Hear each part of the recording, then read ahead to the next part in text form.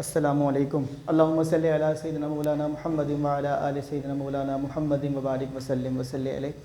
First year chemistry में हमारा chapter number इस वक्त चल रहा है 10 और इसका जो एक न्यूमेरिकल आपके पास है न्यूमेरिकल नंबर 2। आज ये न्यूमेरिकल होने जा रहा है जिसके अंदर हम दोबारा से मोल फ्रैक्शंस निकालेंगे। मोल फ्रैक्शन का एक न्यूमेरिकल कल भी हमने अपलोड किया था, उस पर माशाल्लाह बहुत अच्छे व्यूज़ आए हैं। बड़ी खुशी हुई देखकर कि बच्चे जो हैं वो अब पढ़ रहे हैं और बच्चों को पढ़ाई की फ़िक्र हो गई है। तो मैंने अब कोशिश ये करनी है कि कुछ दिनों तक यानी तवातुर के साथ तसलसल के साथ बेटे न्यूमेरिकल्स आएंगे फ़र्स्ट ईयर केमिस्ट्री के, उसके बाद आएंगे न्यूमेरिकल फ़र्स्ट ईयर फ़िज़िक्स के, और उसके बाद मैं किसी और सब्जेक्ट की तरफ जो है वो चला जाऊँगा।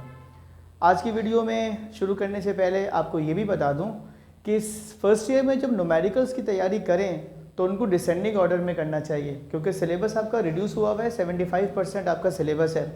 तो मैं जिन जिन लोगों को पढ़ाता हूँ, मेरा अपना ज़ाती मशवरा ये है कि देखिए पूरा साल आप मोल स्टोइचियोमेट्री और बोहर एटॉमिक थ्योरी और गैसेस के न्यूमेरिकल करते रहते हैं, PV=NRT या ग्राम्स लॉ ऑफ डिफ्यूजन या फिर Dalton's law of partial pressure वगैरह वगैरह।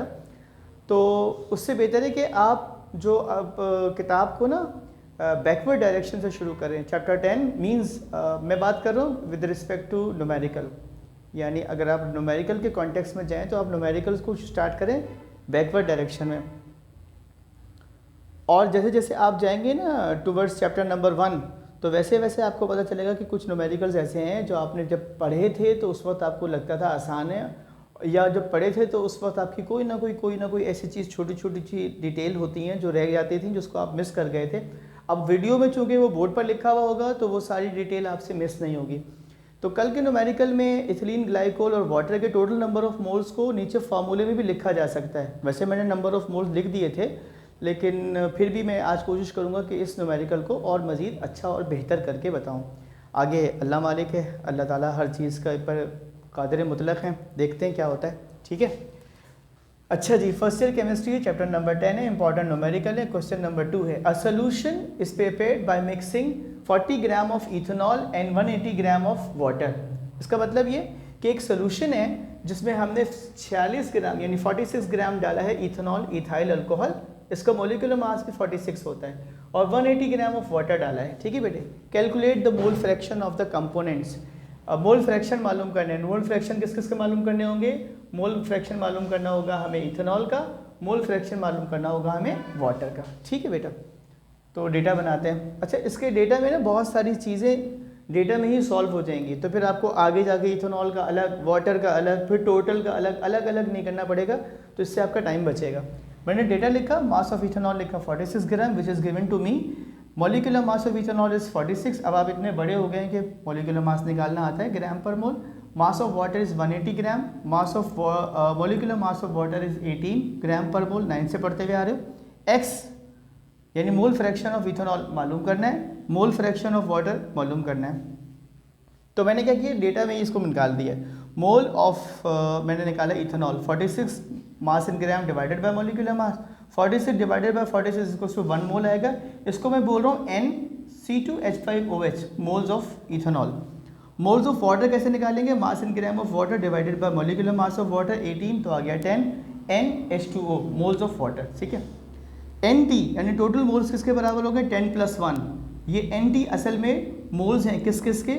मोल्स ऑफ, आप यूँ समझ लीजिए कि ये जो NT है हमारा total numbers of moles, 10 moles आए हैं आपके वाटर के, 10 H2O प्लस ये है ethanol C2H5OH।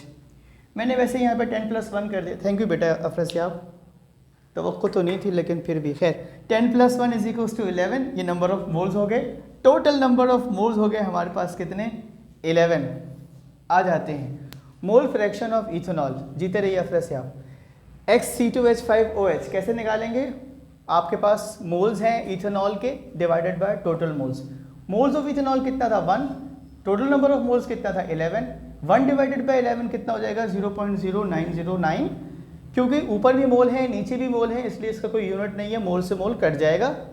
Mole fraction of water कैसे निकालेंगे? Total moles of water, moles of water, mole fraction of water कैसे निकालेंगे? Moles of water divided by total moles. Moles of water formula भी लिख दिया मैंने, और मोल्स भी लिख दिए। 10 डिवाइडेड बाई 11 ये हो गया, यहाँ भी मोल से मोल कैंसिल हो गया और आंसर आ गया 0.909।